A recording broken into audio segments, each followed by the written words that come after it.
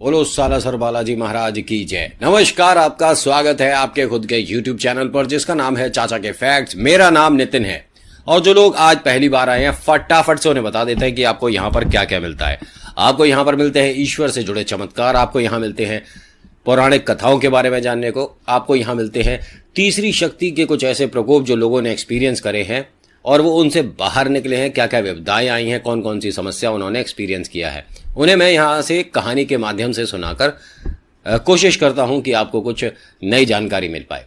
तो आज ज़्यादा समय ना खराब करते हुए, क्योंकि बहुत सारे लोगों का कंप्लेंट होता है कि इधर उधर की बातों में कहीं निकल जाता है नितिन, जिसकी वजह से कहानी में से इंटरेस्ट खत्म हो जाता है। तो आज मैं आपका समय बिल्कुल खराब नहीं करूंगा। कहानी पसंद आती है तो प्लीज़ लाइक शेयर सब्सक्राइब करिएगा और अगर कुछ भी कहना चाहते हैं तो लिखिएगा जय श्री वीर बजरंगबली महाराज और अपना नाम अपनी जगह और फिर हाँ ऑफ कोर्स आपका कमेंट भी, ठीक है। अभी फिलहाल चैनल का ट्रेलर, उसके बाद शुरू करूंगा एक ऐसी कहानी जिसे सुनने के बाद आप खुद कहेंगे पवन पुत्र हनुमान की जय।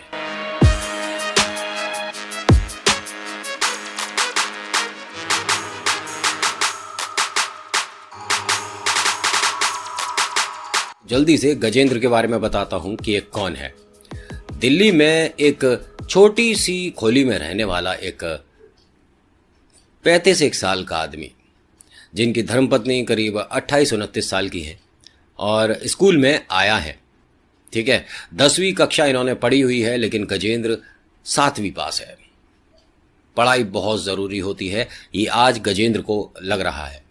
गजेंद्र रोज घर से किसी न किसी काम की तलाश में निकलता है पर मायूस ही लौटता है। इनकी जो धर्मपत्नी है वो रोज एक ही बात बोलती है कि हमारे दिन भी बदलेंगे, हमारे दिन भी अच्छे होंगे, आज नहीं तो कल हमें ईश्वर इस परेशानी से बाहर लाएंगे।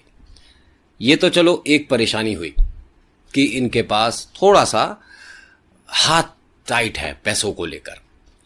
जो दूसरी परेशानी है वो बहुत बड़ी है, लेकिन हंसकर इसे दोनों ने अपने जीवन में जगह ही नहीं दी। मतलब इस परेशानी को अपने जीवन से इन्होंने इस तरह से निकाल दिया बाहर। अब ये क्या परेशानी है? ये कभी मां नहीं बन सकती। इन्होंने गजेंद्र से कहा कि आप दूसरी शादी कर लीजिए, लेकिन गजेंद्र ने मना कर दिया।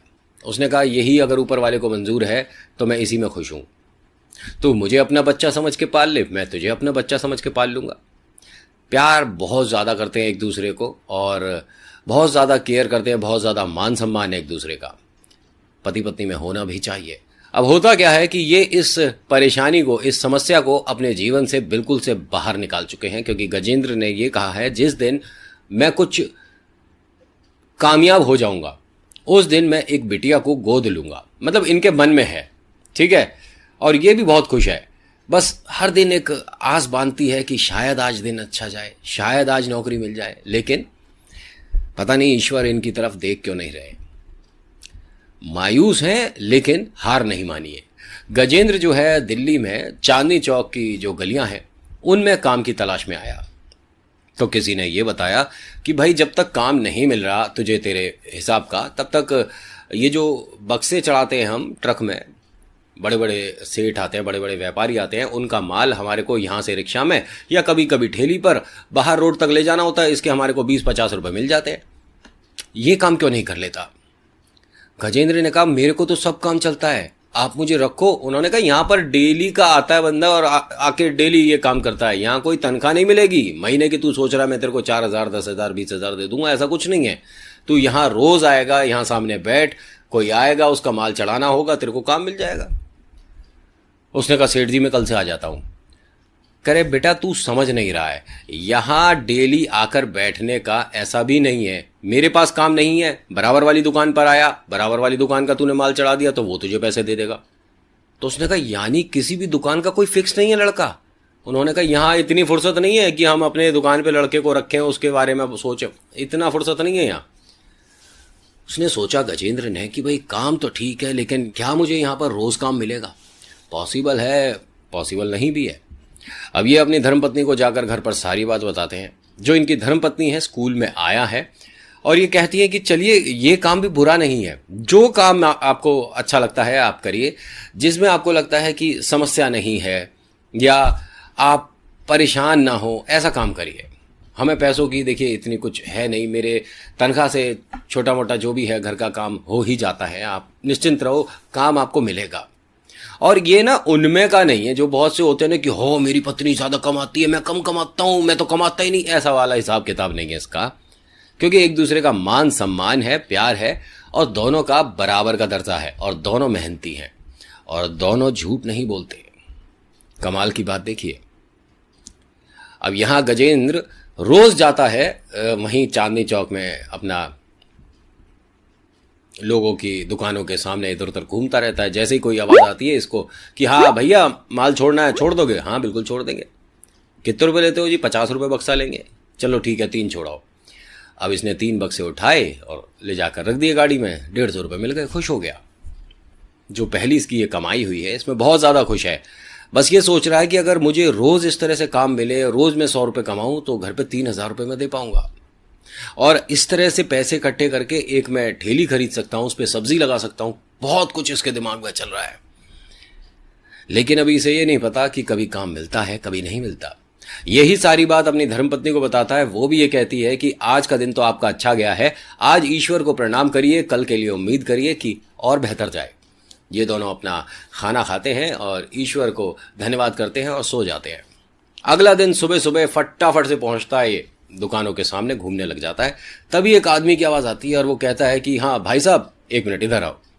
उन्होंने कहा कि आप कितने लड़के हो? तो गजेंद्र ने कहा कि आप काम बताइए सेठ जी। उन्होंने कहा तकरीबन 35 बक्से हैं, और बक्सों में थोड़ा वजन ज़्यादा है, लड़के ज़्यादा चाहिए, तो आसपास के और 10-5 लड़के इकट्ठे कर लो। तो उन्होंने कहा माल पहुंचाना कहाँ है? मतलब बाहर जो बड़ा ट्रक खड़ा है ना, वहाँ पर सारा माल डालना है। तो मैं जब तक अंदर दुकान में बैठा हूँ सेठ जी के साथ, आप माल चढ़वा दो। उसने कहा ठीक है जी। अब गजेंद्र ने सोचा कि 35 बक्से हैं, 30-35 बक्से हैं, अगर मैंने किसी और को अपने साथ लिया तो पैसे बढ़ जाएंगे। क्यों ना, मेरे पास समय है, सेठ जी अंदर अभी मालिक से बात कर रहे हैं, जो दुकान मालिक है, क्यों ना मैं ही सारे बक्से चढ़ा दूँ। थोड़ा मेहनत ज़्यादा होगी और थकान भी होगी, और हो सकता है कि कंधे में या कमर में दिक्कत भी आ जाए, बक्से भारी हैं। जिस बक्से को 2 जने उठाएंगे उसे ये अकेला उठाकर बाहर रोड तक ट्रक में चढ़ाकर वापस आएगा। लेकिन इंसान जब मजबूरी के दौर से गुजर रहा होता है ना, तो उसे सामने खड़े शेर भी नहीं दिखते, उसे परिवार दिखता है, उसे ज़रूरतें दिखती हैं। वो सारे बक्से 1 घंटे के अंदर अकेला उस ट्रक पर चढ़ा देता है। अब ये मालिक आते हैं और कहते हैं कि भाई बक्से तो आपने चढ़ा दिए, बाकी के लड़के कहाँ हैं? तो वो जो दुकान मालिक है उसका लड़का ये कहता है कि भाई साहब सारे बक्से अकेला ये लेके गया है, कोई और लड़का था ही नहीं। हमने तो इससे बीच में 3-4 बार पूछा कि भैया आप अकेले आ रहे हो, बाकी लड़के क्यों नहीं आ रहे? तो इसने कहा कि कोई मिला नहीं, तो मैंने सोचा अकेले ही चढ़ा दूँ। अब ये सेठ जी बोले, जो बड़ी गाड़ी वाले थे, ट्रक वाले, कि भैया तुमने सारा माल अपने आप चढ़ा दिया, अकेले चढ़ा दिया, क्यों? उसने कहा जी लड़का मिला नहीं। तो उसने कहा कि आप झूठ बोल रहे हो, क्योंकि जो इंसान झूठ बोलता है वो बहुत सफाई से बोलता है, लेकिन जो कभी झूठ नहीं बोलता और वो झूठ बोल रहा हो तो वो आंखें चुराता है। और बेटा तू आंखें चुरा चुरा कर बात कर रहा है, मेरी आंखों में आंखें डालकर बोल कि कोई लड़का नहीं मिला। तो गजेंद्र ने मुंह नीचे करके हाथ जोड़े और कहा कि मैंने लड़के ढूंढे ही नहीं। उन्होंने कहा फिर वजह बता, क्यों चढ़ाया तूने सारा माल अकेले? गजेंद्र ने कहा कि घर पे पैसों की ज़रूरत है और मुझे एक काम की।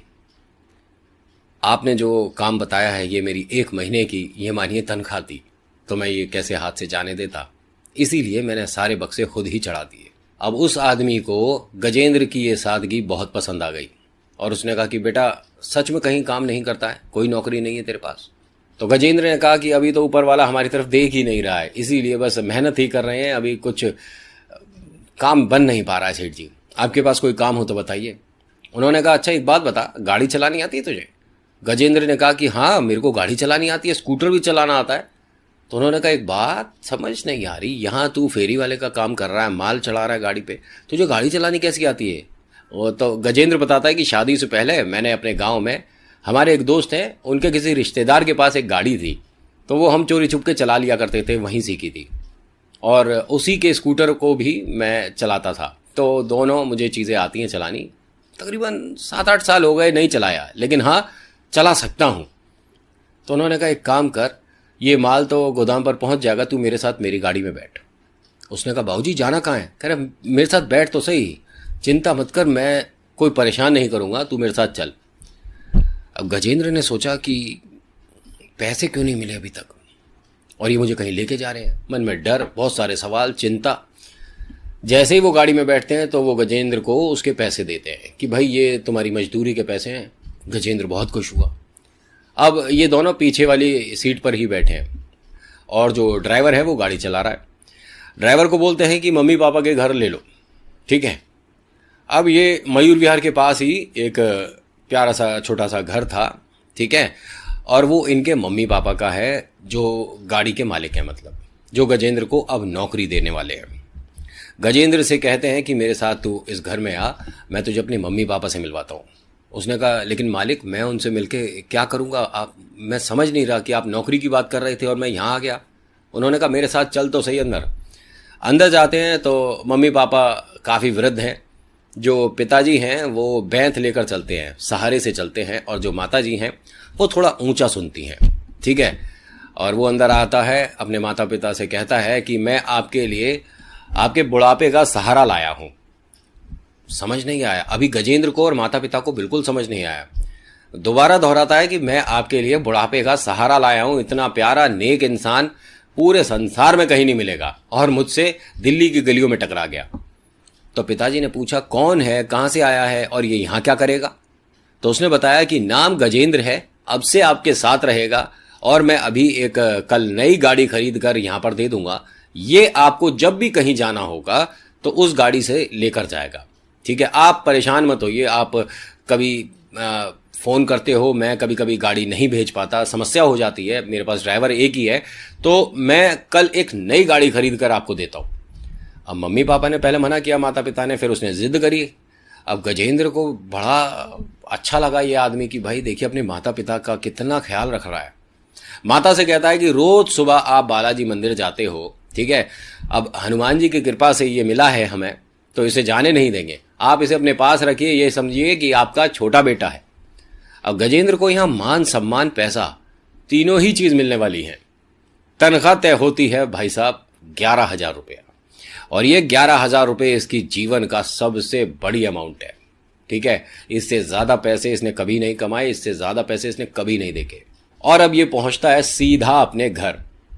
अपनी धर्मपत्नी को जब सारी बात बताता है तो धर्मपत्नी इतनी ज्यादा खुश हो जाती है कि मैं कहती थी आपसे कि आज नहीं तो कल हमारे दिन बदलेंगे, और देखिए हम पर ईश्वर ने अपनी दया दृष्टि करी और हमारा कितना अच्छा अब समय शुरू हो रहा है। बहुत ज्यादा खुश हैं दोनों।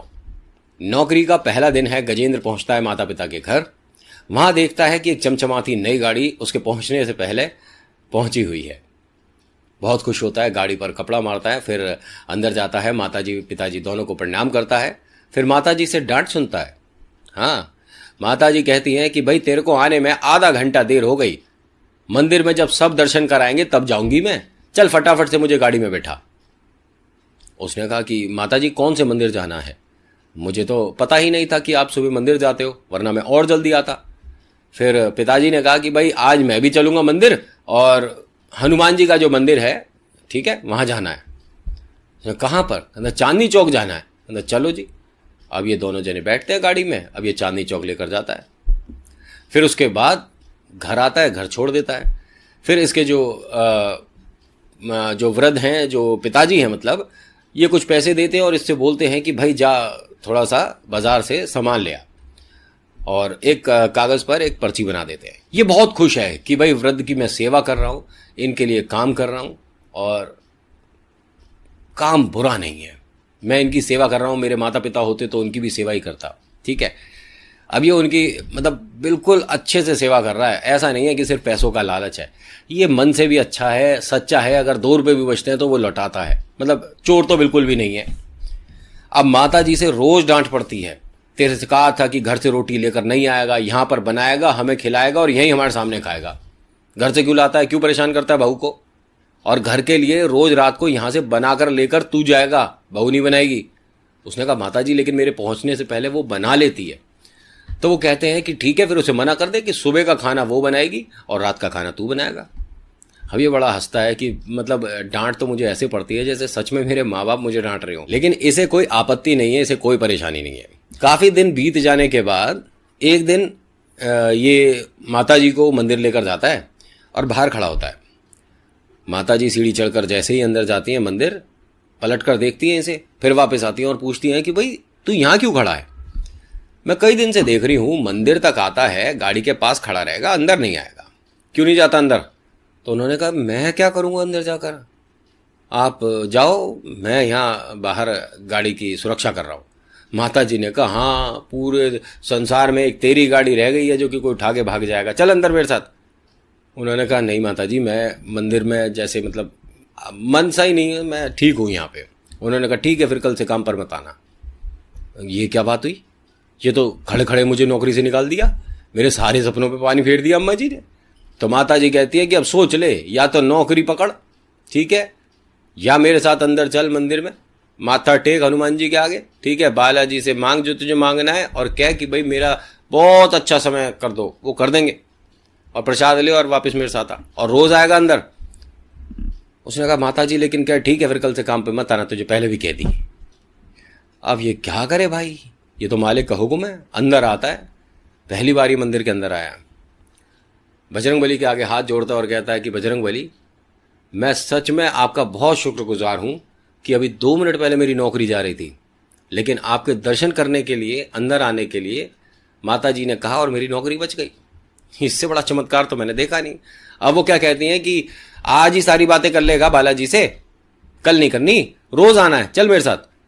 अब इसे ले गई, घर पर जाता है, सब्जी काटता है, सब्जी बनाता है, दोनों को खिलाता है, दोनों से डांट भी खाता है। सब्जी में नमक तेज कर दिया तूने, तुझे बनानी नहीं आती, जबकि उन्हें स्वाद लग रही है। इससे पहले तो भाई जब खुद बना रहे थे वो मज़ा नहीं आ रहा था, लेकिन जब से इसका थोड़ा चटपटा तीखा खाना शुरू करा है तब से दोनों को आनंद भी आ रहा है।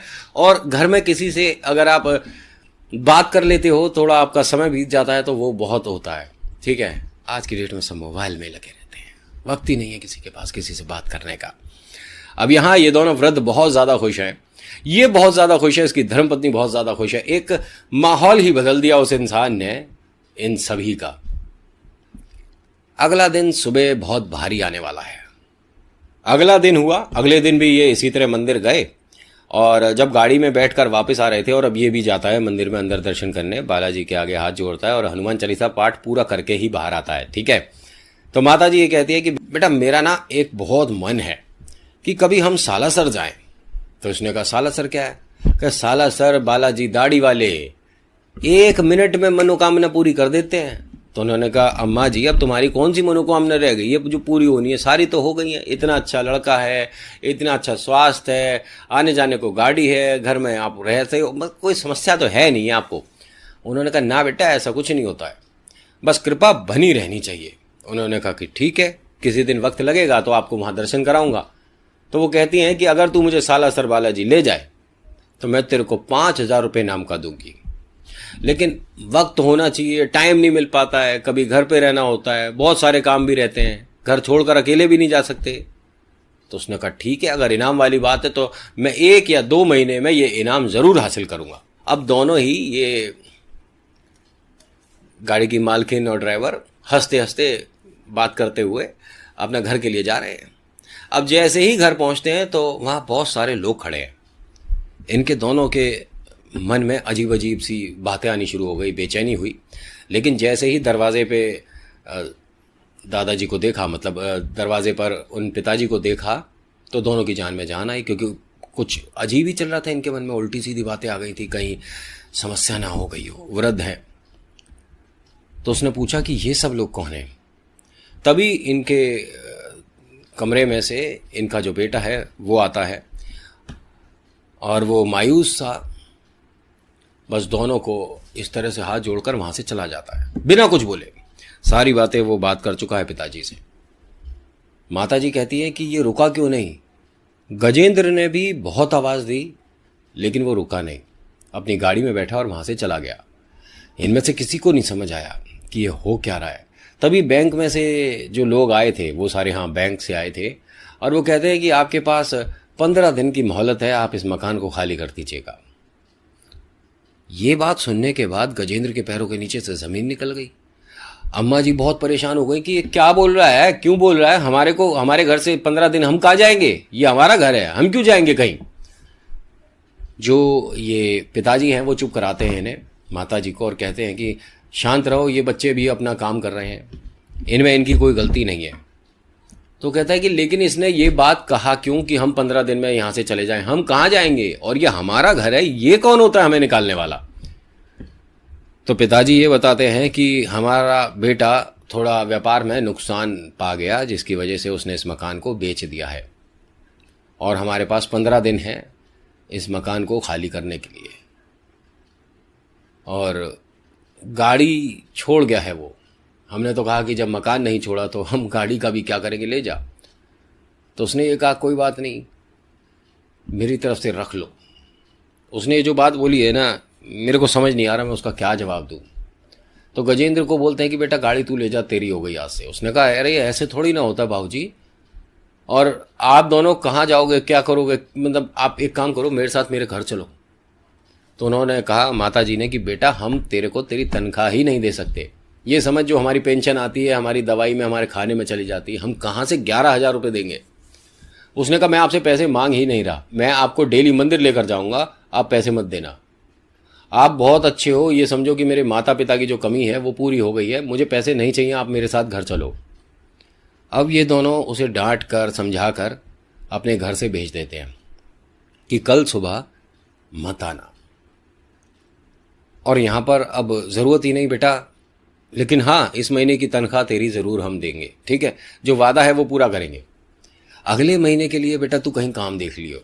गजेंद्र ने कहा कि मैं कल भी आऊँगा और माता जी को मैं मंदिर लेकर जाऊँगा, मुझे नहीं छोड़नी है आपकी नौकरी, और मैं आपसे पैसे ले ही नहीं रहा। कोई बात नहीं, समय है, ख़राब है, उन्होंने ऐसी स्थिति में आपका हाथ छोड़ दिया, मुझे उम्मीद नहीं थी। लेकिन फिर माताजी और पिताजी ने डांट कर इसे भगा दिया।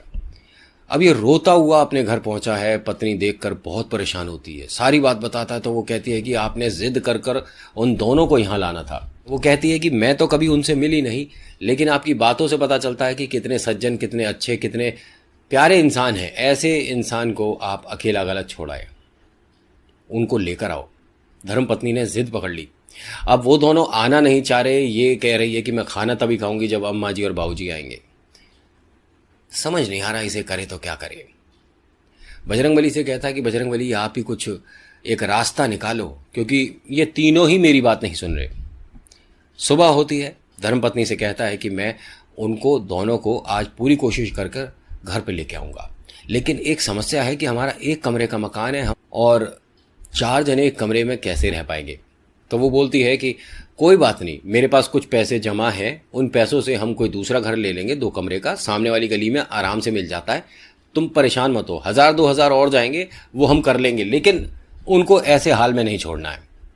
अब ये खुश है कि चलो कोई बात नहीं, हमारे पास व्यवस्था है, और इसके पास भी अभी 2 महीने की जो तनख्वाह मिली है उसमें से कुछ पैसे गजेंद्र के पास भी हैं।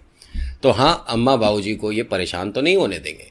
सीधा पहुंचता है, गाड़ी साफ करता है, अम्मा जी को कहता है कि चलो जी। वो कहती है कहाँ जाना है बेटा, मैं तो आज जाने का मन सा नहीं है। तो उन्होंने कहा आपको पहले तो मंदिर जाना है, उसके बाद बताऊंगा कहाँ जाना है, और बाबूजी आप भी चलो मंदिर। अब इसने दोनों जनों को बैठाया गाड़ी में, ताला लगाया घर का, जो कि रोज करता था ये, मकान की चाबी रखी गाड़ी में, गाड़ी स्टार्ट करी और मंदिर पहुंच गए।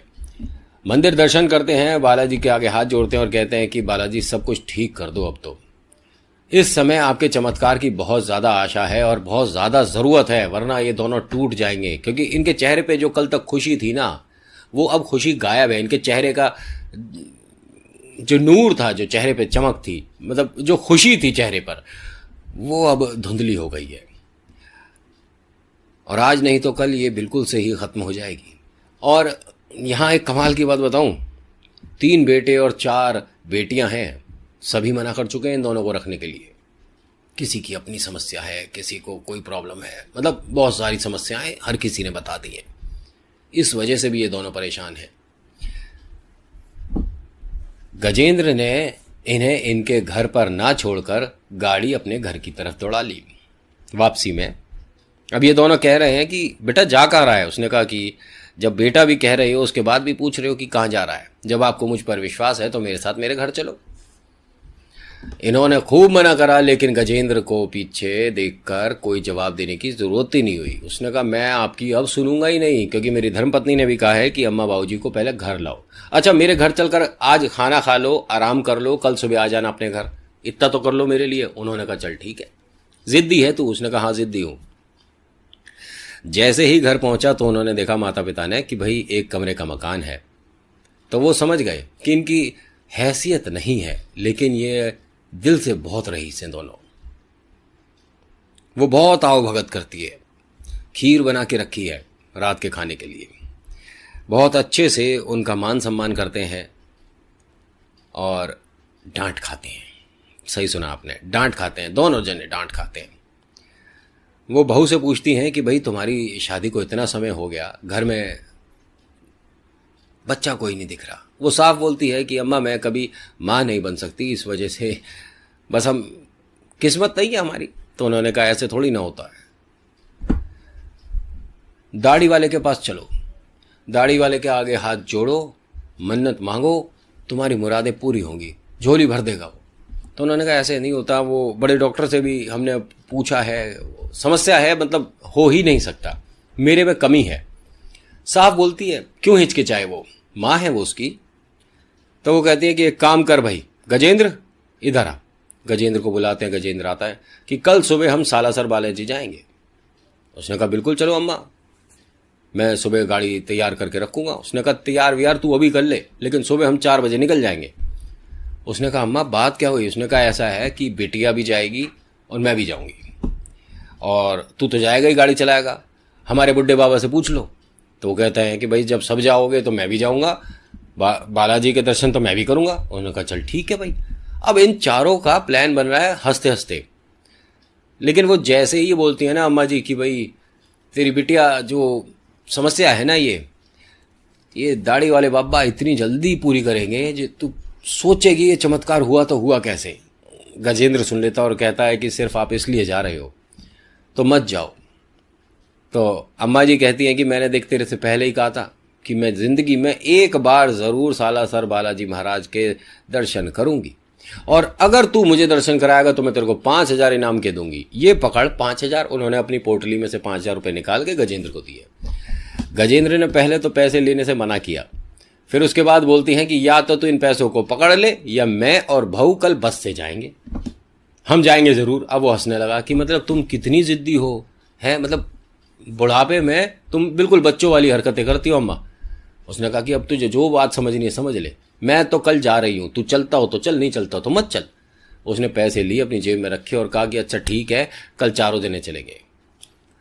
अब सुबह सुबह का वक्त है, यहां से सुनिएगा, बड़ा कमाल होने वाला है, मजा आने वाला है आपको कहानी में। अब सुबह सुबह ये सारे जने गाड़ी में तैयार होकर बैठते हैं, बालाजी का नाम लेते हैं और पहुंचते हैं सीधा सालासर बालाजी महाराज के यहाँ। अच्छा, आपको ये बात तो पता ही है ना कि जब भी आप सालासर जाते हैं तो अंजनी माँ के भी दर्शन करने बेहद ज़रूरी हैं, और अगर सिर्फ और सिर्फ अंजनी माँ के दर्शन करके आप आ जाते हैं तो भी बालाजी आप पर कृपा करते हैं। लेकिन अगर सिर्फ आप सालासर बालाजी होकर आते हैं और अंजनी माँ के मंदिर नहीं जाते हैं तो आपकी मनोकामना थोड़ी सी अधूरी रह जाएगी, जो कि पूरी होनी चाहिए। या ये भी कह सकते हैं कि आपकी यात्रा अधूरी रह गई, या आपके दर्शन अधूरे रह गए। क्योंकि माँ के दर्शन कर लिए तो पुत्र के हो गए, लेकिन सिर्फ पुत्र के दर्शन करके चले गए तो पुत्र को तो बुरा लगेगा कि आपने माँ के सामने माथा नहीं टेका। ऐसा ही कुछ मान लीजिए। अब होता क्या है कि ये सभी सालासर बालाजी पहुंचते हैं, वहां जाकर हाथ जोड़ते हैं और माँ मांगती हैं कि ये जो मेरे साथ बिटिया आई है दाढ़ी वाले, इसकी ना झोली भरनी है, और मैं तेरे पास दोबारा आना चाहती हूं यहां पर इसके साथ खुशखबरी लेकर। पहली बात, मेरा तो वक्त हो गया है, मैं वृद्ध हूं, आज हूं ना हूं, लेकिन ये बिटिया जरूर आनी चाहिए खुशखबरी तुझे सुनाने के लिए। वरना दाढ़ी वाले देख, मैंने तो सबके आगे बोल दी है कि तू चमत्कार करता है, तू सबकी सुनता है। मेरे पास तो एक तेरी छोटी सी तस्वीर थी, तू मेरी उस तस्वीर से बात सुन लिया करता था। आज तो मैं यहाँ पर खुद आ गई, तो अब मेरी नाक मत कटवा दियो, वरना सब कहेंगे कि भाई बूढ़ी अम्मा की नाक ये दाढ़ी वाले ने कटवा दी। वो इसी तरह बात करती हैं उनसे।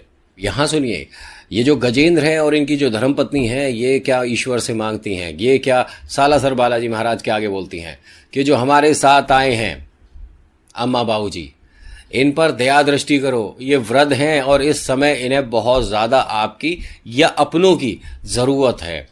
हम इनको बहुत ज़्यादा खुशियाँ नहीं दे सकते, ये कहाँ हैं हम कहाँ हैं, लेकिन फिर भी ये हमारे साथ एडजस्ट कर रहे हैं। मतलब ये मानिए कि इनको इनके परिवार की ज़रूरत है बहुत ज़्यादा। कुछ कमाल करिए, इन दोनों को सहारा दीजिए। अपने लिए कुछ नहीं मांगा। सारे गाड़ी में बैठते हैं, बीच में एक जगह हाईवे पर, बीच में एक जगह रुककर ढाबे पर खाना खाते हैं। तो जैसे ही ये अपने घर पहुंचते हैं तो देखते हैं कि वहां माता पिता का जो बेटा है वो अपनी गाड़ी से आया हुआ है और बड़ा बेचैन, कभी रोड पर इधर घूम रहा उधर घूम रहा है। तो गजेंद्र देखकर पहचान लेता है कि अरे सेठ जी यहाँ पर कैसे। वो भी देख के कहते हैं, बड़े चिंतित हैं कि बेटा यहाँ पर कैसे आ गया।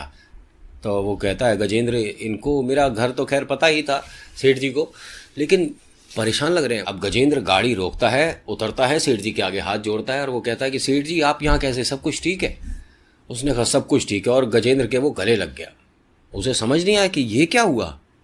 माता पिता उतरते हैं गाड़ी में से, गजेंद्र की जो धर्मपत्नी है वो उतरती हैं गाड़ी में से, और माता पिता कहते हैं कि क्या हुआ, सब ठीक है, तू ठीक है, कोई तबीयत खराब, सब कुछ ठीक है ना बेटा। अब वो रो गया आदमी, अपने माता पिता के पैर छूता है और रोते रोते कहता है कि मेरे को बहुत ज़्यादा शर्म आ रही है, बहुत ज़्यादा गलत किया मैंने, और मैं अपने ही कुछ लोगों के बहकावे में आ गया था। जो मेरे ऊपर बैंक ने एक तरह से केस किया था, या मैं फ्रॉड में गिना गया था, या मेरे जो पैसे थे वो बैंक की ही किसी कैलकुलेशन की वजह से समस्या थी, जबकि मेरी तरफ से कोई समस्या नहीं थी, मैंने कोई भी काम गलत नहीं किया था। तो वो मकान वापस मिल गया है और मेरे ऊपर से सारी परेशानियां हट गई हैं। मुझे जो पैसे लौटाने थे या देने थे, जबकि वो मेरा एक तरह से कर्जा था भी नहीं, मुझे ज़बरदस्ती किसी का, मतलब इस तरह से मानिए कि पैसे लिए किसने और चुकाने इसको पड़ रहे हैं, क्योंकि वो होता है ना पार्टनरशिप में ये सब। कहता है उस समस्या से मैं बच गया हूँ, हाथ जोड़कर विनती करता हूँ कि आप अपने घर में वापस चलिए। अब यहाँ गजेंद्र और धर्मपत्नी दोनों बड़े आश्चर्यचकित हुए कि अभी हमने दाढ़ी वाले बाबा से कुछ मांगा है और वो पूरा हो गया, काश हमने अपने लिए भी कुछ मांग लिया होता। अब बूढ़ी अम्मा हंस के क्या कहती हैं, अरे तुम दोनों ने अपने लिए भी कुछ मांगा या हमारे लिए ही मांग कर आ गए? गजेंद्र कहता है कि अम्मा आपको कैसे पता? तो उन्होंने कहा, अरे मैं बहुत बहुत ज्ञानी हूँ बेटा, मुझे सब पता है। जिस तरह की तुम आओ भगत करते हो, मान सम्मान करते हो, इससे सबका मन तो दिख ही जाता है। तो बेटा अब यहाँ तो ये हमारी परवाह कर रहा है, अब देखना दाढ़ी वाला तुम्हारी कितनी जल्दी परवाह करेगा। टेंशन मत लेना, समस्या नहीं होने का वो, क्योंकि उसको अपनी नाक नहीं कटानी है और मैं बहुत ज़्यादा गुस्से वाली हूँ, मेरी बात उसे माननी पड़ेगी। अब सब हंसने लगे और पहले तो इन्होंने बहुत ज़्यादा मना किया कि नहीं जाएंगे हम उस घर में, लेकिन फिर गजेंद्र और उनकी धर्मपत्नी को भी अपने साथ रखने का वादा किया, तब ये उस घर में शिफ्ट हुए। अब गजेंद्र और ये दोनों वृद्ध उसी घर में हैं। 2 या 3 महीने बीते, गजेंद्र की धर्मपत्नी प्रेग्नेंट हो गई। अब ये बात सुनकर गजेंद्र और अम्मा बहुत ज़्यादा खुश हैं, क्योंकि ये एक ऐसा चमत्कार था जो कि होना पॉसिबल नहीं था किसी भी तरह से। साइंस ने बहुत ज़्यादा तरक्की कर ली है। डॉक्टर जो बोलते हैं वो एक पत्थर की लकीर है, लेकिन जब बालाजी की बात आ जाए ना तो ऐसी लकीरें पता नहीं कितनी करोड़ों मिटा दी उन्होंने, वो भी ऐसे बस। तो ये कहानी इतनी ही थी। आज की कहानी में इतना ही। आज की ये कहानी आपको कैसी लगी मुझे बताइएगा ज़रूर। अच्छी लगी तो लाइक शेयर सब्सक्राइब करिएगा, और कुछ कहना चाहते हैं तो लिखिएगा जय श्री बालाजी महाराज, फिर आपका नाम, आपकी जगह, जो भी कमेंट करना चाहते हैं, ठीक है। और ये कहानी, आपका सवाल होगा कि किसने भेजी है। सवाल है ना आपका, गजेंद्र और इनके धर्मपत्नी की जो बिटिया है जो कि 9 साल की हो गई है, ये उसने मुझे सुनाई है, और वो ही अपने मम्मी पापा को मेरा चैनल दिखाती हैं। हाँ, कहानी को विस्तार से सुनाया समझाया गजेंद्र ने ही है, ठीक है। और ये भी आज वो चारों जने साथ रहते हैं, मतलब 5, बिटिया भी साथ रहती है। और थैंक यू सो मच। और अम्मा जी, बाबूजी, आपने जो मुझे कहा है कि चुपचाप घर आके नाश्ता कर, जिस तरह से आपने फ़ोन पे बात करी थी मुझे बड़ा अच्छा लगा। इसी तरह से आप प्यार बनाए रखिए, आशीर्वाद बनाए रखिए। बाकी आपका छोटा बेटा हूँ, किसी दिन चक्कर लगाएंगे मयूर विहार का, ठीक है। बाकी thank you so much for watching. मेरा नाम नितिन है, मुलाकात करूँगा आपसे अगली वीडियो में। धन्यवाद।